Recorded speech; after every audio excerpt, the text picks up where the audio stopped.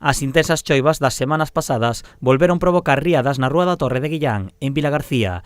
Como xa denunciaran en xaneiro os veciños, as obras dun terreo provocan que a auga e o barro baixen con forza e entren nos seus fogares. Os veciños advirten que se senten abandonados, xa que máis de 10 días despois o lavadoiro continúa cheo de terra. Pois debe de ser aí 15 días ou así. Antes ainda viña o ayuntamiento a limpiar e tal, pero agora nin o ayuntamiento nin eles.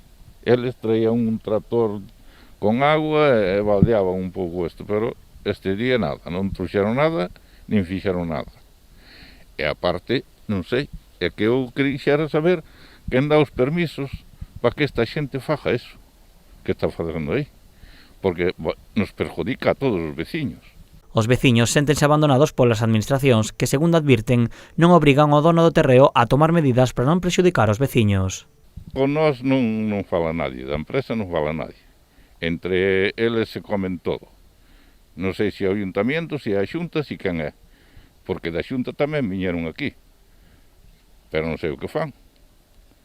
Porque deixaronlle acabar. Porque estaba a medias e agora xa esplanaron todo outra vez. Estuveron 2 semanas ou 3 aquí, traballando outra vez.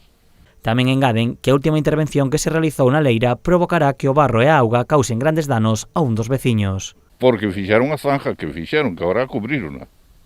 Agora está coberta, agora baixará por o veciño este, pois se van a chover vai a arruinar a finca. Está claro que vai baixar por ali porque fai fondonada para ali. Os veciños comenzarán a mobilizarse e a protestar para que se tomen solucións e deixen de prexudicar os seus fogares, pero temen que ignoren as súas peticións ao non contar con máis axuda dos poucos veciños de Guillán.